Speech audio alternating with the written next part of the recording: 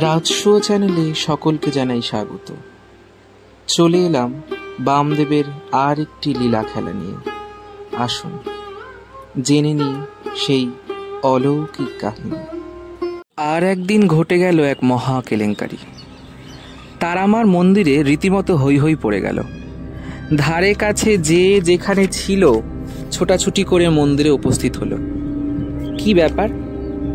খেপা বাবা তারামার শিলাময় মূর্তির সামনে দাঁড়িয়ে মূত্রত্যাগ করেছেন। মার পবিত্র অঙ্গে মূত্রের ছিটে গেছে, আর এরই ফলে মূর্তি হয়েছে অপবিত্র। এখন উপায়? খেপা বাবা মহা কেলেঙ্কারি কাজ করে বসেছেন। ভক্তরা খেপা বামাচরণকে ছেঁকে ধরল। ছি ছি ছি, মার মূর্তি অপবিত্র করলেন? সত্যি কি আপনার মাথার দোষ দেখা দিয়েছে? মার গায়ে মূত্রত্যাগ করলেন, বিবেকে একটুও বাঁধল না আপনার?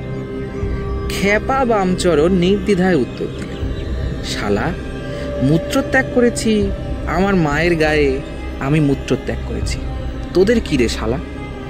ব্যাপারটা এখানেই মিটল না। যোগাড়ী ব্রাহ্মণ এবং দারোয়ানকে সাক্ষী মেনে নাটোরে রাজকুমারী দেবীর কাছে নালিশ করা হলো। রাজামশাইয়ের মাথায় হাত।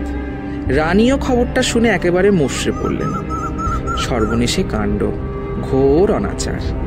মার মূর্তির গায়ে মূত্রত্যাগ, এমন অনাচারের কথা কেউ কোনোদিন শুনেছে?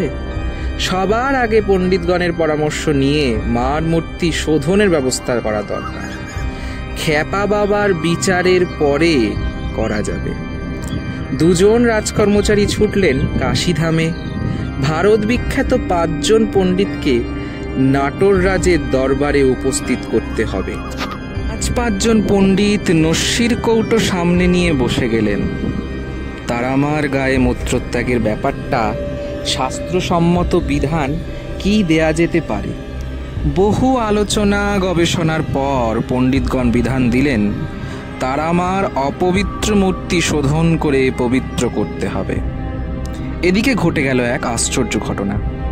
রাজামশাই স্বপ্নাদেশ পেলেন, আমায় শুদ্ধ করার প্রয়োজন নেই, আর যদি সত্যই তাই করা হয় তবে আমি এ মন্দির ত্যাগ করে অন্যত্র চলে যাব। রাজা চমকে উঠে বসলেন। সে কি কথা মা?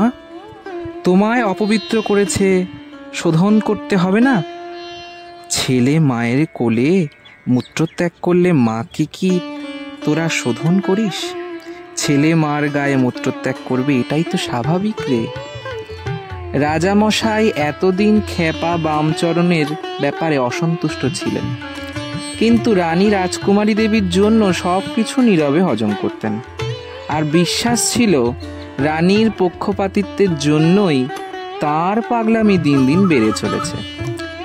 আজ আর খেপা বামচরণকে অবতার বলে স্বীকার করতে কিছুমাত্র দ্বিধা রইল না। কলিযুগে দেশ ও জাতি যখন অত্যাচার, অনাচার, ব্যভিচার, অধর্মে লিপ্ত হয়েছে, তখনই আবির্ভাব ঘটেছে একজন মহাপুরুষের।